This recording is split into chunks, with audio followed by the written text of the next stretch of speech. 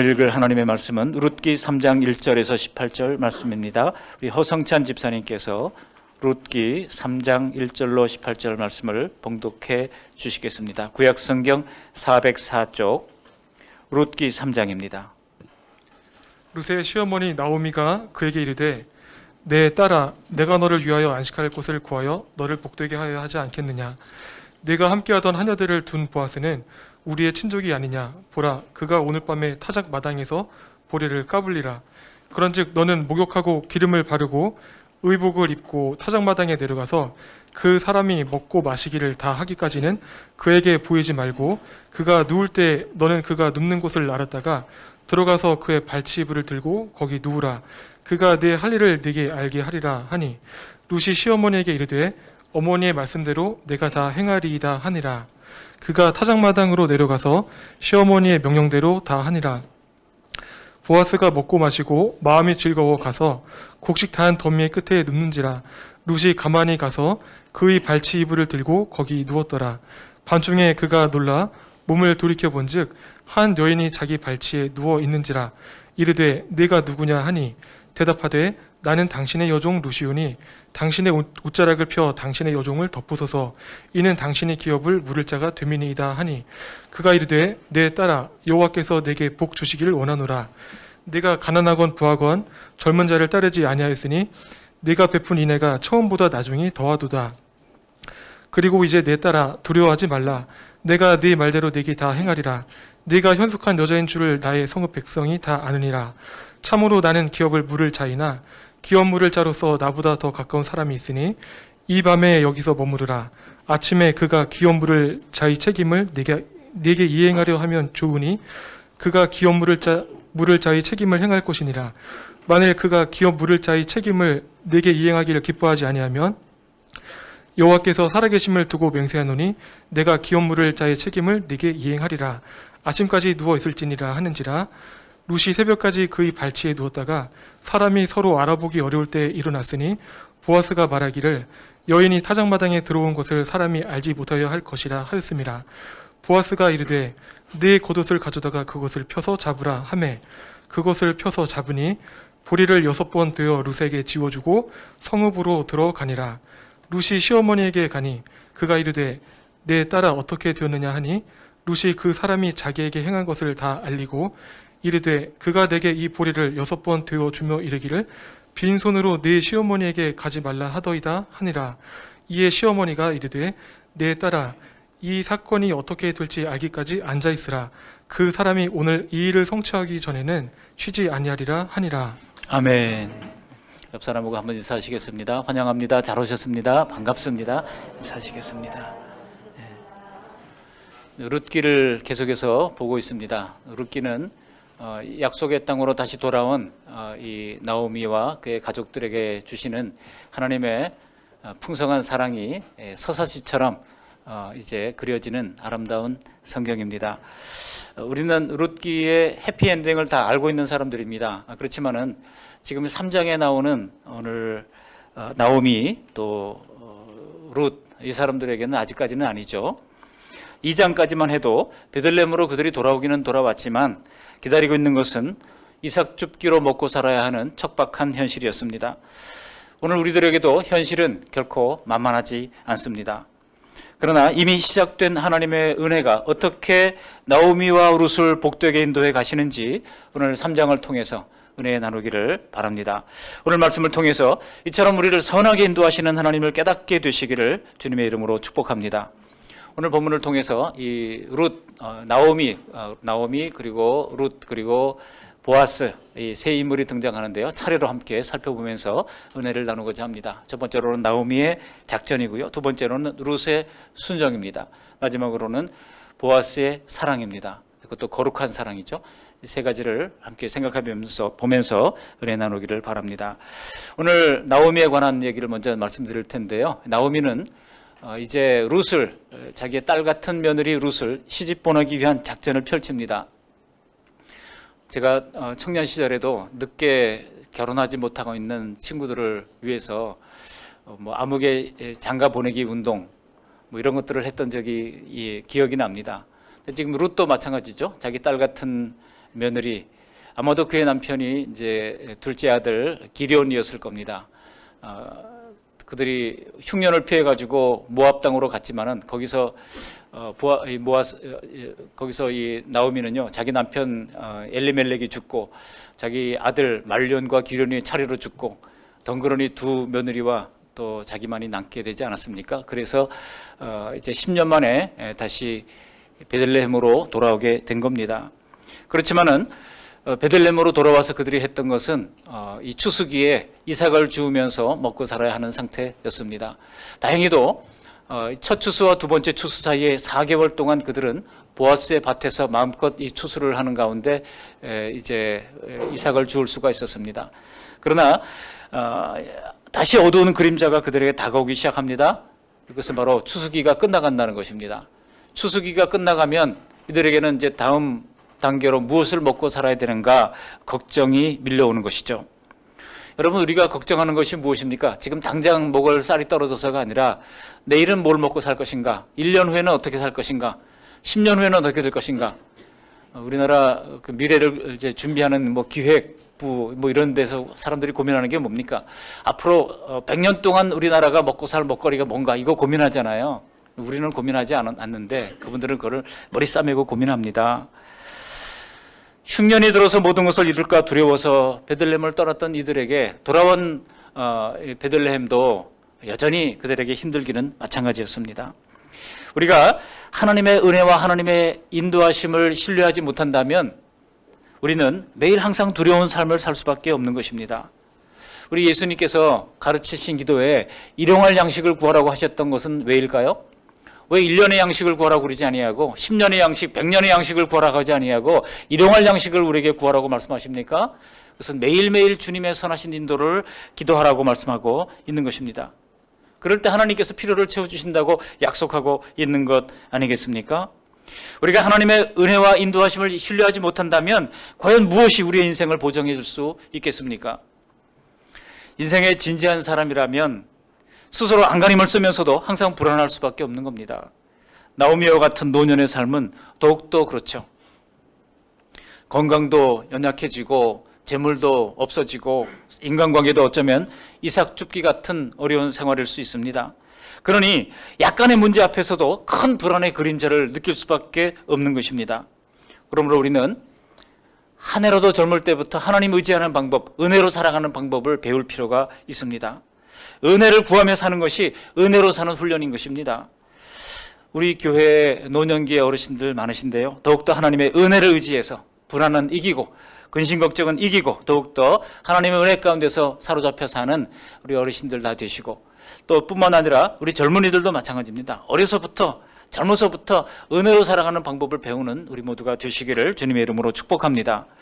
지금 나오미를 한번 생각해 보시면은요, 나오미에게는 자신의 생활 대책도 문제긴 합니다만 자기를 따라서 그 모압 땅에서 남지 않고 끝까지 따라왔던 이 딸 같은 며느리 룻도 그에게는 문제이긴 마찬가지입니다. 그래서 오늘 나오미는 중대한 결정을 내리는 거예요. 어떤 결정입니까? 우리 1절 말씀을 다시 한번 함께 읽어보십니다. 1절, 룻의 시어머니 나오미가 그에게 이르되 내 딸아, 내가 너를 위하여 안식할 곳을 구하여 너를 복되게 하여야 하지 않겠느냐.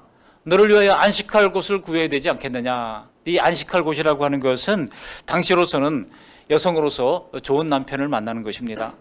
그래서 룻을 보아스에게 시집 보내기 위한 나오미의 작전이 펼쳐지는 겁니다. 룻 시추예요. 룻을 시집 보내기 위한 추진운동본부에 지금 본부장이 되었습니다. 나오미의 작전은 전에 말씀드렸던 대로 이스라엘 율법에 있는 계대 결혼과 기업 무르는 법에 근거한 것입니다. 계대 결혼 혹은 수혼이라고 하는 것인데요, 형이 자식이 없이 죽으면 이제 동생이 그 형수와 결혼해서 자식을 낳으면 형의 자식으로 삼는 것입니다. 그렇게 해서 그 가문을 이어가게 하시는 것이죠. 우리가 생각하기에 오늘날 같은 시대에는 황당한 법입니다. 남성 중심의 고대 사회에서는, 그러나 이것이 당시에 과부가 된 여성들에게 줄 수 있는 최소한의 사회보장 제도였습니다. 또한 이것은 기업을 물러주는 이 고엘 제도와 긴밀하게 연결되어 있습니다. 그러니까 계대 결혼과 고엘이 같이 함께 가는 경우도 있고 또 분리된 경우도 있어요. 예를 들어 어떤 경우가 분리되는 경우가 하면은요, 너무나 경제적으로 어려워서 자기가 조상으로부터 물려받은 모든 땅을 다 팔았어요. 그래도 더 이상 이제 어떻게 살아갈 방법이 없어가지고 자식마저 종으로 팔아야 할 상황이 이르게 되면 가장 가까운 친족에게 가서 자기의 상황을 설명하면 그 친족이 기업을 물러줘야 할 의무가 있었습니다. 이걸 고엘이라고 부릅니다. 그런데 기업을 물러준다고 하는 것은 그 사람이 친족이 자기 돈으로 그 땅을 다시 사서 되사서 그 사람에게 주는 거예요. 자기 친족에게 주는 겁니다. 근데 여러분, 그 가장 가까운 친족은 경제적인 막대한 손실을 감수해야만 하는 것이죠. 그러니 그거를 누가 기뻐하겠습니까? 아니, 내가 땀 흘려서 열심히 지금 뼈 빠지게 벌었던 돈을 어떻게 생각하면 저 사람 막 놀면서 먹었는데 저 사람을 위해서 내가 다시 그 땅을 사줘야 한다고 사람들이 별로 그렇게 기뻐하지 않았을 겁니다. 여러분, 이것이 바로 고엘인데요. 고엘 제도는 고엘이 된 친척으로서는 별로 소득이 없는 것입니다. 이게 이상한 제도죠. 그렇지만 이스라엘 사람들은 이 법에 담긴 하나님의 마음을 알았던 겁니다. 하나님의 마음이 뭡니까? 하나님은 그렇게 연약한 사람들, 어려운 사람들을 돕고 함께 살자고 하는 것입니다. 이게 하나님의 마음이에요. 여러분, 이사야서를 보시면은요, 하나님께서 나는 너의 고엘이다 라고 하는 표현을 이사야서에만 하더라도 14번이나 반복하고 있어요. 그거를 우리말 성경에는 나는 너의 구속자라고 이제 번역을 해 놓았습니다. 나는 너의 고엘, 나는 너의 구속자라고 하는 말씀을 하나님께서 14번이나 강조하면서 반복하고 있는 것을 알 수 있습니다. 죄로 말미암아 잃어버렸던 모든 것을 하나님께서 우리의 구속자가 되어 주심으로 다 되찾아 주시겠다고 하는 거예요. 하나님과 관계를 다시 되찾아 주시겠다고 하는 것입니다. 그렇지만 여러분, 누가 아무런 이득도 없는 손해만 보는 고엘을 스스로 하려고 하겠습니까? 고엘 제도는 자신의 몸으로 우리 죄값을 대신 지불하시고 구원해 주실 예수 그리스도를 예표하는 제도였던 것입니다. 이렇게 룻기에는 이삭 줍기, 그리고 계대 결혼, 기업 물려주기, 이런 은혜의 법이 지배를 하고 있습니다. 나오미 가정에도 고엘이 대신 이제 대를 이어주고 저당 잡힌 땅도 사서 되물려 주어야 하는 것이죠. 그런데 마침 다행하게도 베들레헴의 대부호였던 이 보아스가 나오미의 남편 엘리멜렉의 친족이었다는 겁니다. 그러니까 희망이 있는 것이죠. 그러니까 나오미가 이렇게 의무 이행을 요구하는 것은 굉장히 합법적인 것이라고 할 수 있습니다. 그러나 방법이 좀 합법적인지는 고개가 갸우뚱해집니다. 오늘 나오미가 했던 작전은 보아스가 이 탈곡을 하는 마당에서 일을 할 때, 당시에 탈곡을 하고 할 때는 집에서 떠나서 추수의 현장에서 잠을 자는 것이 관례였습니다. 그러니까 함께 그 추수꾼들하고 함께 관리자가 되어서 그들을 격려하면서 또 먹고 마시다가 아마 늦은 밤에 이제 그 현장에 천막을 치고 거기에 이제 누웠을 겁니다. 그런데 그 보아스가 잠든 곳을 잘 보아두었다가 그의 발치 이불을 들고 거기에 누워 있으라고 하는 겁니다. 아니, 망측해라. 이게 대체 며느리에게 시킬 만한 일입니까? 룻이 그런 명령을 받았을 때, 아니, 왜 이런 시어머니가 있나? 분노할 만도 한 거 아니겠습니까? 우리 생각으로는 차라리 그런 고엘 제도가 있다고 그러면 정정당당하게 찾아가서 고엘이 되어 달라고 공식적으로 부탁하는 게 맞지 않습니까?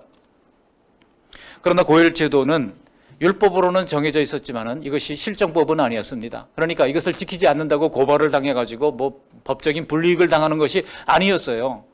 단지 사람들로 하여금 이렇게 고엘 제도를 성실하게 담당할 것을 이야기하면서 그 고엘 제도를 담당한 사람에게는 명예를 줬습니다. 근데 고엘 제도를 하기를 싫어했던 사람들에게는 약간의 불명예를 줬어요. 그게 불명예가 어떤 겁니까? 그 사람을 불러내가지고 이제 신발을 벗기고요. 그리고 얼굴에 침을 뱉습니다. 그러면서 신 벗긴 자의 집이라고 그렇게 부르도록 했던 겁니다. 이게 신명기 25장에 나타나 있습니다. 그러니까 사람들은요, 잠시의 불명예를 선택하지 누가 그 많은 재산을 자기가 다 그 사람을 위해서 포기하고 자기는 아무런 이득도 없는데 말이죠. 그거 하겠습니까? 그러니까 나오미도요, 보아스에게 이렇게 정식으로 제안을 해봤자 거절당할 것이 너무나도 두려웠을 겁니다. 그렇기 때문에 그는 이제 은밀한 작전을 펼치게 된 것입니다. 더구나 이 룻은 룻은 이스라엘 사람도 아니잖아요. 룻은 모압 여인이잖아요. 그러니까 이게 안 될 거라고 하는 생각을 갖게 된 겁니다. 바로 그래서 은밀한 분위기를 조성해가지고 보아스의 결혼을 진행시켜 보려고 하는 궁여지책을 낸 것입니다. 근데 여러분, 이것은 달리 말하자면 지금 나오미와 룻에게 이 보아스와의 결혼이 그만큼 절실했다는 뜻입니다. 여러분, 우리도 벼랑 끝에 몰렸을 때는 누구나 별의별 생각들을 다 하게 되지 않습니까? 그런데 오늘 본문에 보면 신기하게도 이 보아스의 이 마음이 정말 나오미의 작전에 다 부합이 되고 있다는 것입니다. 보아스가 나오미의 뜻대로 다 들어주잖아요. 여러분, 이것은 나오미의 작전이 선해서가 아닙니다. 나오미의 작전이 거룩해서가 아닙니다.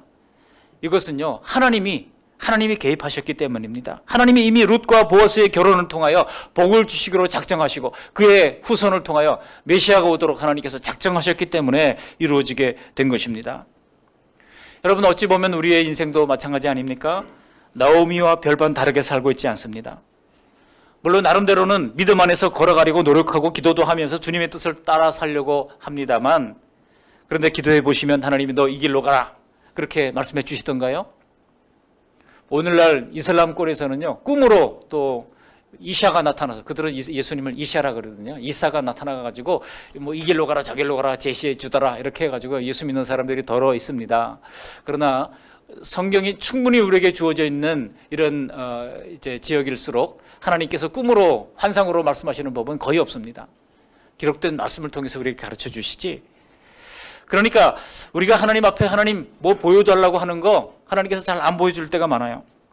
결국 어떻게 합니까? 우리는 고민을 하고 그렇게 하다가 선택지를 우리 스스로 결정하면서 여기까지 온 거 아닙니까? 가만히 생각해 보시면 어떤 일은요, 매우 큰 문제였음에도 불구하고 그 결정되는 것이 아주 사소한 문제, 사소한 그때 당일의 감정, 이런 것들 때문에 결정됐던 때가 종종 있지 않습니까? 우리 하나님은요, 우리를 결코 막대기로 몰아가듯이 그렇게 하지 않으십니다. 우리 하나님의 인도하시는 방법은 자연스러운 방법을 사용하십니다. 어떤 방법을 사용하신다고요? 자연스러운 방법을 사용하십니다. 자연스럽게. 그래서 우리 환경 속에서 또 우리가 만나는 사람을 통해서 또 어떤 결정적인 어떤 계기를 통해서 하나님께서는 합리적으로 판단해서 우리가 스스로 결정하도록 우리의 자유로운 이제 판단을 존중해 주십니다. 우리가 잘 선택하면 좋겠지만은 잘못 선택하면 거기서 또 우리가 실패를 통해서 배우면 되잖아요. 실패한 자리에서라도 하나님은 얼마든지 선을 이루실 수 있는 분이십니다. 그래서 우리는 바리새인들처럼, 그들은요, 율법을 혹시 어기게 될까 봐 그들은 규례를 또 만들었어요. 그래서 613개의 규례를 또 만들어가지고 그거를 율법에 해석한 해석집을 만들어가지고요, 그거를 철저하게 지키며 살려고 애를 썼던 것입니다. 우리는 그렇게 만들어서 살려고 애를 쓸 필요가 없습니다. 사실 우리 인생도 조심스럽게 하나님의 뜻을 따라왔다기보다는 어쩌면 인간의 결정의 연속으로, 인간적인 충동적 결정의 연속으로 여기까지 온 것 아닌가요? 혹시 잘못된 선택으로 말미암아 잠시 길을 벗어났다 하더라도 하나님은 우리를 반드시 궁극적인 하나님의 계획 안으로 다 이렇게 끌어서 안아주시고 포함시켜 주시는 것입니다. 그러므로 하나님의 주권적 인도하심을 믿으시기를 바랍니다. 그리고 지금 선택한 일을 스스로 책임지면서 최선을 다하면 되는 것입니다. 우리가 나오미에게서 배울 것이 바로 이겁니다. 보아스를 향한 자신의 간절한 처지를 응급 상황으로 만들어서라도 전달하고자 했던 겁니다. 한마디로 고엘이었던 이 보아스를 향해서 그는 적극적으로 도전을 했던 것입니다. 나오미가 이런 절차로라도 보아스에게 알리지 않았다고 하면 여러분, 이 일이 언제 일어날지 우리가 알 수 없습니다. 우리가 나오미에게 배울 것이 있다면 바로 이것입니다. 우리 인생의 모든 열쇠는 우리의 고엘이신 예수님께 있습니다. 그러므로 예수님 안에서 구원이라고 하는 큰 답을 얻게 되는 것입니다. 살면서 인생의 흉년을 만날 때라 할지라도, 때로는 이삭 줍기를 해야 할 그런 때라 할지라도 여전히 해답은 예수님께 있는 줄 믿습니다. 한번 따라해 보시기 바랍니다. 해답은 예수님께 있습니다. 해답은 예수님께 있습니다. 그렇습니다.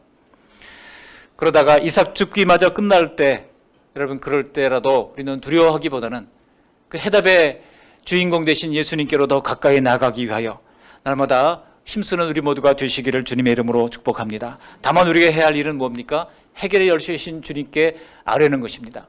빌립보서 4장 6절 7절 말씀처럼 하면 되는 거예요. 거기 뭐라고 말씀하고 있습니까? 함께 읽어보십니다. 아무것도 염려하지 말고 다만 모든 일에 기도와 간구로 너희 구할 것을 감사함으로 하나님께 아뢰라. 그리하면 모든 지각에 뛰어난 하나님의 평강이 그리스도 예수 안에서 너희 마음과 생각을 지키시리라. 아멘. 그렇습니다. 아무것도 염려하지 말래요. 그리고 기도하라는 겁니다. 그러면 하나님께서 우리의 마음과 생각을 지키신대요. 마음이 두렵고 불안하십니까? 생각이 복잡하십니까? 하나님 앞에 아무것도 염려하지 말고 아뢰시기를 바랍니다. 그럴 때 주님께서 우리의 마음과 생각을 지켜주시는 은혜를 누리게 되시기를 주님의 이름으로 축복합니다. 두 번째로 룻에게서 배울 것은요, 룻은 순종의 여인이었다는 사실입니다. 룻은 시어머니 나오미의 계획을 철저하게 순종하고 있어요. 우리 5절 말씀 함께 읽어보십니다. 5절. 룻이 시어머니에게 이르되 어머니의 말씀대로 내가 다 행하리이다 하니라. 그가 타작마당으로 내려가서 6절도 읽어보실까요? 6절. 그가 타작마당으로 내려가서 시어머니의 명령대로 다 하니라. 대단한 순종입니다. 다 행하리이다, 다 행하니라 그랬습니다. 근데 여기 본문에도 보시면 룻이 얼마나 순종적인 사람인지를 잘 알 수가 있는데요. 여기 3절에 보면 그런즉 너는 목욕하고 기름 바르고 의복을 입고 타작마당에 내려가라 그랬는데, 내려가라 그랬더니 5절을 보시면 룻이 타작마당으로 내려가라 그랬더니 내려갔습니다. 그리고 이 4절에 보면 이제 이 보아스의 발치 이불을 들고 거기 누우라 그랬죠. 그랬더니 7절에 보면 그의 발치 이불을 들고 거기 누웠더라 그랬어요. 내려가라 그러면 내려가고 누우라면 눕고 뿐만 아닙니다. 더 밑으로 내려가 보면은요, 13절에 보시면 이제 깜짝 놀라가지고 이제 보아스와 룻이 만나잖아요. 그리고 룻이 보아스가 룻에게 얘기하잖아요. 아침까지 여기 누워있으라 그렇게 얘기를 합니다. 그랬더니 어떻게 합니까? 13절에 아침까지 누워있으라 그랬는데 14절에 보면 새벽까지 발치에 누웠다라고 말씀하고 있습니다. 또 15절에 보면 겉옷을 가져다가 펴서 잡아라 그러니까 또 룻은 그대로 그것을 펴서 잡습니다. 잡으라면 잡고 펴라면 펴고. 놀라운 순종 아닙니까? 근데 여러분 가만히 생각해 보시면은요, 우리가 이렇게 망측한 짓을 시키는 시어머니 나오미도 참 우리 상식으로는 이해하기 어렵지만 이거를 그대로 또 따라하는 룻도 좀 이해하기는 어렵습니다. 뭐 상황 판단을 못하는 어린 소녀도 아니고 아마도 모압 지역에서 기품 있게 살아온 룻이 어떻게 여성으로서 이런 수치스럽고 불명예스러운 그런 명령을 따를 수가 있습니까? 그런데요, 룻이 나오미의 계획을 따른 것은 그의 말 그대로 이 명령을 시키는 분이 시어머니이기 때문입니다. 어머니의 말씀이기 때문입니다. 어머니의 말씀대로 내가 다 행하리이다 그랬어요. 어머니의 말씀대로. 여러분 아직도 우리 노년의 어르신들, 아직 생존해 계시는 우리 부모님들을 잘 따르시기를 바랍니다. 어머니의 말씀대로, 아버님의 말씀대로. 아버님이 말씀하시면 순종하겠습니다. 그렇게 할 수 있는 우리 성도님들이 다 되시기를 바랍니다. 주님께서 약속하신 것이 있잖아요. 장수하고 땅에서 잘 되는 복을 주신다고 약속하고 있지 않습니까? 나오미를 어머니로 모시면서 평생 함께하기로 결심했다면 그 어머님을 공경하고 순종하기로 결심한 것입니다. 우리에게 주신 계명은 피차 순종하라는 거예요. 피차 순종하라고 그랬지 한 사람에게 일방적으로 그렇게 순종하라고 말씀하신 것이 아닙니다. 우리 옆 사람에게 한번 얘기해 보실까요? 피차 순종하겠습니다. 시작. 피차 순종하겠습니다. 우리 오성수 형제님 피차 순종하시겠죠? 아멘. 감사합니다. 한 사람만 순종하는 게 아니에요. 피차 순종해야 하는 것입니다. 여기서도 룻의 순종은요, 단순히 시어머님에 대한 순종만이 아니에요. 이것은 룻이 보아스를 발견한 뒤에 나누는 대화를 보시면 더 잘 알 수 있습니다. 우리 9절 말씀 함께 읽어보실까요? 9절입니다. 이르되 내가 누구냐 하니 대답하되 나는 당신의 여종 룻이오니 당신의 옷자락을 펴 당신의 여종을 덮으소서. 이는 당신이 기업을 물을 자가 되미니이다 하니. 여러분 이 9절 말씀은요, 나오미가 지금 룻에게 그렇게 말하라고 시킨 게 아니에요. 자세히 보세요. 나오미가 이런 말 하라고 다 일러준 게 아닙니다. 이것은 룻이 딱 그렇게 판단을 했다는 겁니다. 룻이 나오미가 시킨 말이 아니라 룻이 이미 자기가 하는 일이 하나님의 율법을 근거로 했던 이런 고엘 제도의 당연한 권리임을 그가 알고 있었다고 하는 것을 보여주고 있습니다. 또한 진실한 믿음의 사람 보아스 역시 이 율법대로 순종할 것을 그는 기대하고 신뢰하고 있었던 것을 보여주고 있습니다. 그들은 필시 추수하는 여러 달 동안 아마 먼 발치에서 서로 봤을 겁니다. 한 사람은 추수를 관리하는 자로서, 한 사람은 이삭 줍게 하는 자로서, 아, 저 사람이 바로 보아스구나. 또 보아스는 보아스대로, 아, 저 사람이 그 모압에서 왔던 그런 시어머니를 열심으로 순종하고 따랐던 훌륭한 여인 루시구나. 그렇게 서로 보았을 겁니다.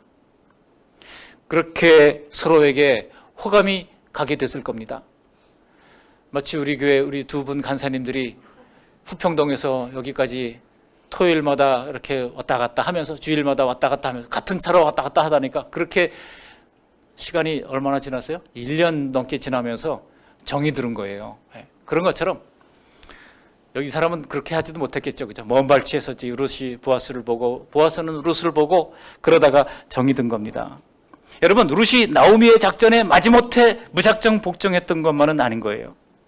그렇게 룻은 숨을 죽이고 밤새 잠든 보아스의 발치 이불을 들추고 누워 있었습니다. 늦은 밤 일꾼들과 함께 기쁨으로 먹고 마시다가 보아스는 볕단 끝자락에 잠이 듭니다. 그런데 8절 보시면 놀라운 장면이 하나 등장하는데요. 우리 8절 말씀 함께 읽어보십니다. 8절, 밤중에 그가 놀라 몸을 돌이켜본즉 한 여인이 자기 발치에 누워 있는지라. 뭐가 놀라운 거냐 하면은요, 이 놀라라고 하는 표현입니다.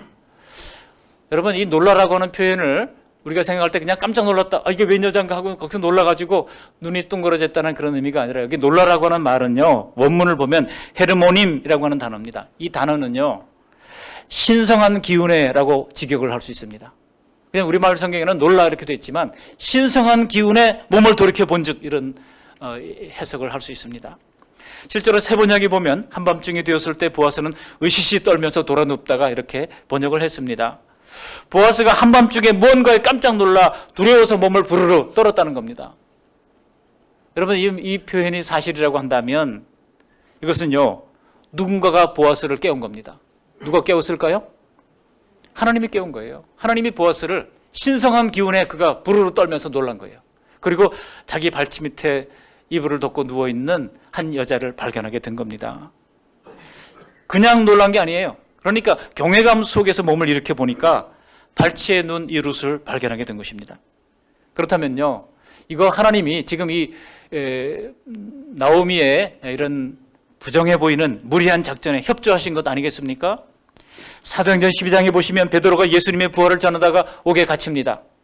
그때 사도행전 12장 7절에 보시면 호련히 주의 사자가 나타나며 옥중에 광채가 빛나며 또 베드로의 옆구리를 쳐 깨워 이르되 급히 일어나라 하니 쇠사슬이 그 손에서 벗어지더라 라고 했습니다. 베드로가 군사들 틈 속에서 쇠사슬에 매어 자고 있는데 호련히 천사가 나타나서 그 옆구리를 쳐서 깨우는 거예요. 지금 보아스를 깨운 하나님이 바로 그와 같은 상황이라고 할 수 있습니다. 만일 보아스가요, 한번 생각해 보세요. 취해서 밤늦게까지 이 사람들하고 먹고 마시다가 늦게 들어와서 자는데 해가 다 중천에 떠오를 때까지 늦게 자다가 일어났다 그러면 이 상황이 어떻게 되겠습니까? 이거 스캔들이 아니잖아요. 스캔들이지 않습니까? 엄청난 스캔들이죠. 아니, 우리 주인 보아스가 지금 룻을 끌어들여가지고 그래가지고 온 동네에서 소문나고 말이죠. 그의 명예에 먹칠을 당하고 그런 일이 일어나게 될 겁니다. 이런 난감한 일이 또 어디 있겠습니까? 그렇다고 여러분, 룻이 지금 잠자고 있는 이 보아스를 흔들어서 주인님 일어나세요, 해가 중천에 떴습니다, 그렇게 할 수도 없는 노릇이잖아요. 만일 보아스가 설령 스스로 깨었다 할지언정 타작마당에 숨어들어온 여자를 보면서 대체 이 여자가 무슨 일을 하는 거야? 라고 하면서 부정한 여자 취급을 할 수도 있었던 겁니다. 그런데요, 하나님이 깨우신 겁니다. 뭔가 신성한 기운에 그가 두려움에서 깨어나 보니 룻이 그 발치에 있는 겁니다. 그래서 하나님의 뜻이 무엇인가 생각하면서 그는 신중하게 접근할 수가 있게 됐던 겁니다. 여러분, 이해가 되시나요? 왜 제가 8절 말씀이 놀라운 말씀이라고 이야기했던 것인지 이해가 되실 겁니다. 하나님이 이런 섬세하고도 중요한 부분을 만일 맡아주지 않으신다고 하면 우리가 계획하고 우리가 행하는 많은 일들이 제대로 성사되지 않을 가능성이 높습니다.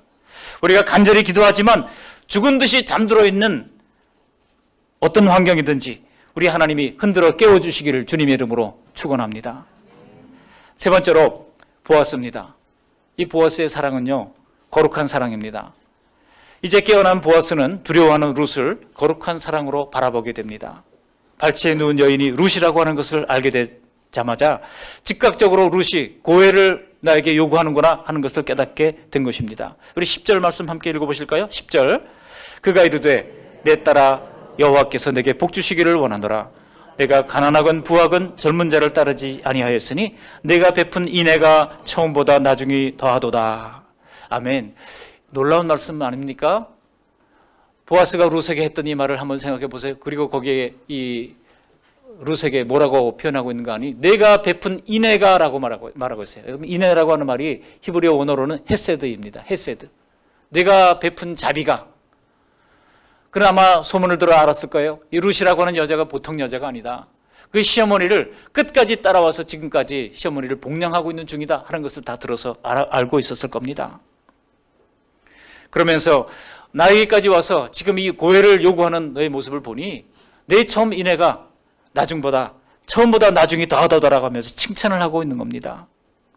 지금 남편을 잃어버리고 하나님의 날개 아래 보호를 받으러 찾아온 룻이 하나님의 법으로 정해놓으신 이 고해의 제도를 완벽하게 이해를 하고 이 보아스에게 다가와서 헤세드를 구하고 있는 상황입니다.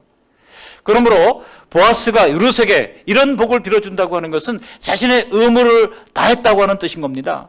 보아스는요, 룻이 이런 행위를 인애라고 그리고 헤세드라고 칭찬하고 있는 겁니다. 룻이 젊은 자를 만나거나 새 삶을 시작하려고 하는 것이 아니라 죽은 남편의 기업을 잇기 위하여 자신을 선택했다고 하는 것에 그는 감격한 것입니다. 그리고 11절 말씀 보실까요? 11절도 함께 읽어보십니다. 그리고 이제 내 딸아 두려워하지 말라. 내가 내 말대로 내게 다 행하리라. 내가 현숙한 여자인 줄을 나의 성읍 백성이 다 아느니라. 내 말대로 다 행할 것이다. 내가 나에게 고해를 요구하고 있구나. 내가 그 말대로 다 행하리라. 그러면서 두려워하지 말라고 격려를 하고 있습니다. 그러면서 뭐라고 이야기하고 있습니까? 결정적인 칭찬을 하는 거예요. 내가 현숙한 여자인 줄을 나의 성읍 백성이 다 아느니라 그랬어요. 내가 결코 부정한 여자가 아니고 현숙한 여자다라고 칭찬을 해주고 있는 겁니다. 사실 죽은 남편의 가문과 나오미를 위해서 보아스의 발치에 누웠지만은 여러분 사실 이게 상황으로 따지면은요 여자로서 얼마나 수치스러운 일입니까? 실제로 여자로서 정말 이 위기를 당하는 상황 아니겠습니까?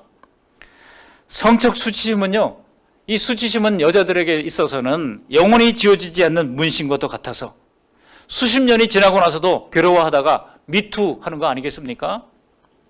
그런데 오늘 보아스가 그런 룻의 마음을 알아주고 있습니다. 그리고 얼마나 진심으로 위로하고 있는지 몰라요. 내가 현숙한 여자인 줄 내가 다 안다. 근데 놀라운 것은 이 현숙하다라고 하는 뜻이요. 현숙하다라고 하는 이 뜻이 이게 히브리어로 이제 이 하일입니다. 그냥 하가 아니고 약간 격음어를 써야 돼요. 하일인데요. 이 하일이라고 하는 단어의 뜻은 힘과 능력과 또 지혜라고 하는 것을 포함하는 재능을 가리키는 단어입니다.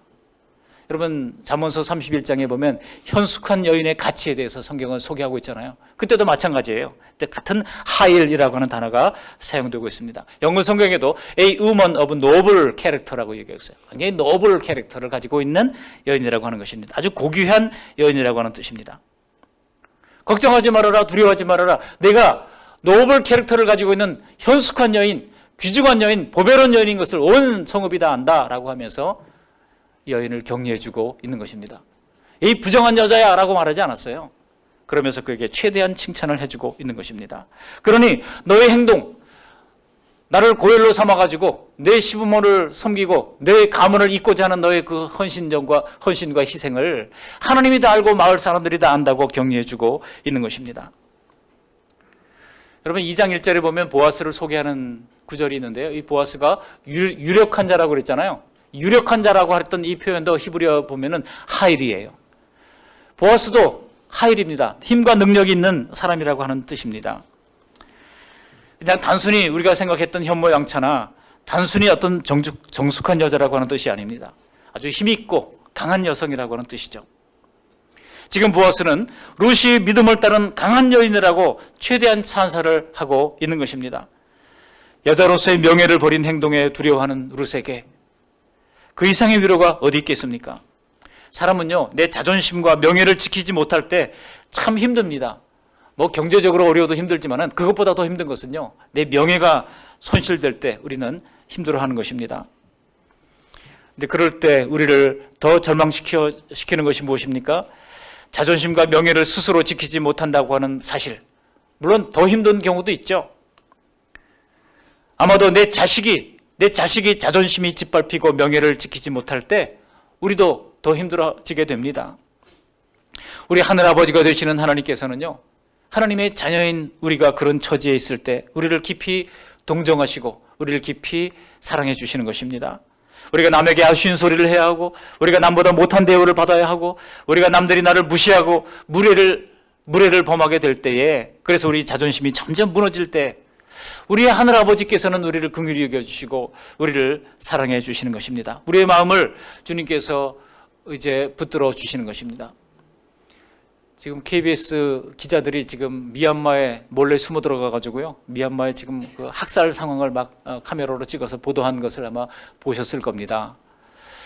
그들이 불법을 행하는 것이지만은, 그러나 인권이 더 수중하기 때문에 그들이 태국으로부터 시작해 가지고 미얀마로 숨어 들어가서 그 상황을 가감없이 이제 찍어서 이제 아마 그 뉴스를 보신 분도 있을 겁니다. 거기 보니까 교회가 텅텅 비었어요. 사람들이 있으면 다 학살당하니까 다 버리고 다 도망갔습니다. 여러분, 미얀마는 동남아시아 중에서도 교회가 성장하던 지역이었습니다. 계속해서 성장하던 지역이었는데 이런 일들이 지금 일어나서 1년이 지나고 있습니다.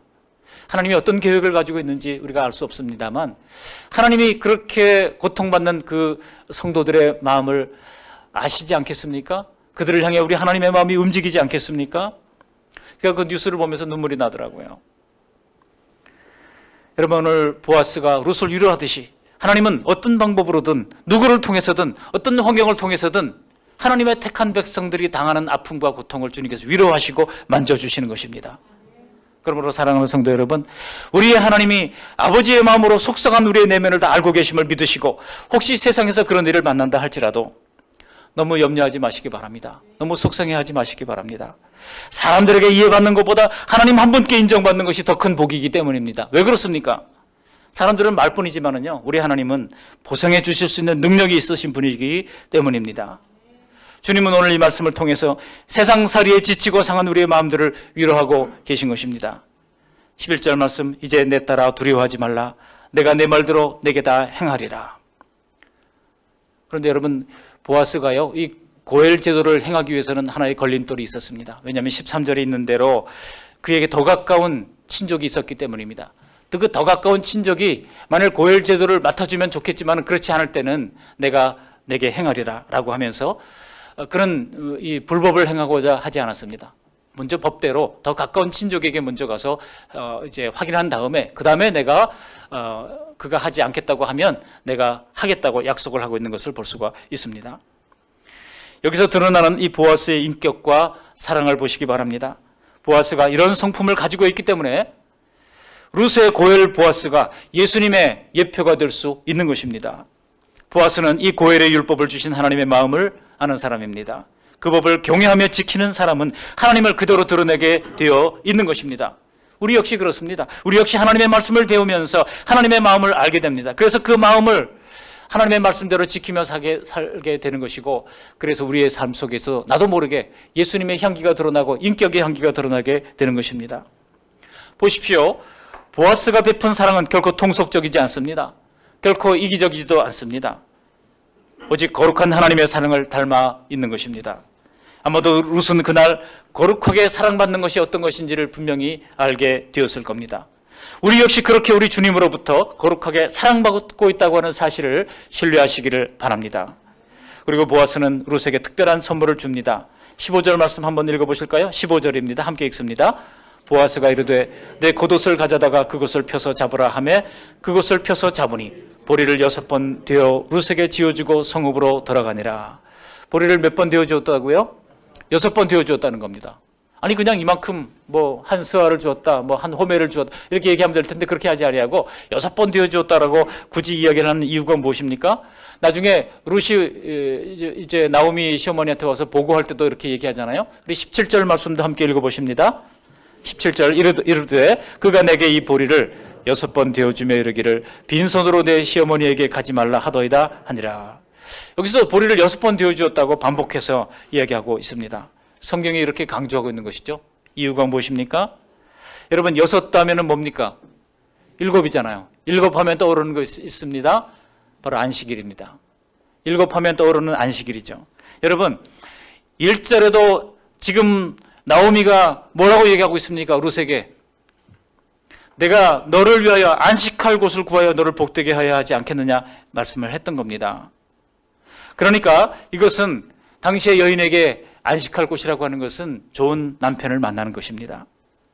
그래서 이 7번째 안식, 혼인을 기다리라고 하는 이야기를 바로 6번 되어주는 것을 통해서 가르쳐주고 있는 것입니다. 나오미는 그 뜻을 금방 눈치챘잖아요. 우리 18절 말씀도 함께 읽어보실까요? 18절. 이에 시어머니가 이르되 내 딸아 이 사건이 어떻게 될지 알기까지 앉아있으라. 그 사람이 오늘 이 일을 성취하기 전에는 쉬지 아니하리라 하니라. 나오미는 딱 알았어요. 됐다 이제 드디어 보아스가 움직이기 시작했다. 그러니 너는 기다리기만 하면 된다. 이야기를 하는 것입니다. 예수님은 우리의 고혈로서 우리의 모든 죄를 자신의 몸으로서 다 치르신 것입니다. 그 값을 대신 치르신 것입니다. 그리고 우리를 구원하셨을 뿐만 아니라 영원한 구원에 이르기까지. 그러니까 우리의 가치는 얼마나 될까요? 뭐 손흥민 같은 사람은 1,000억이 넘는 몸값이 있다고 그러는데 우리의 가치는 어떻습니까? 우리의 가치는요, 예수님이 피로 값주고 사셨으니까 우리의 각각의 가치는 예수님짜리입니다. 얼마짜리라고요? 예수님짜리예요. 옆 사람에게 한번 얘기해 보십니다. 당신은 예수님짜리입니다. 시작. 당신은 예수님짜리입니다. 그렇습니다. 영혼의 구원에 이르기까지 오늘도 주님께서 쉬지 않고 우리를 위해 일하실 것입니다. 이 사실을 믿으시기를 주님의 이름으로 축원합니다. 말씀을 정리합니다. 나오미와 룻의 회복 과정은 우리에게 구원의 과정을 이해하고 배우라고 하는 뜻이 숨어 있는 것입니다.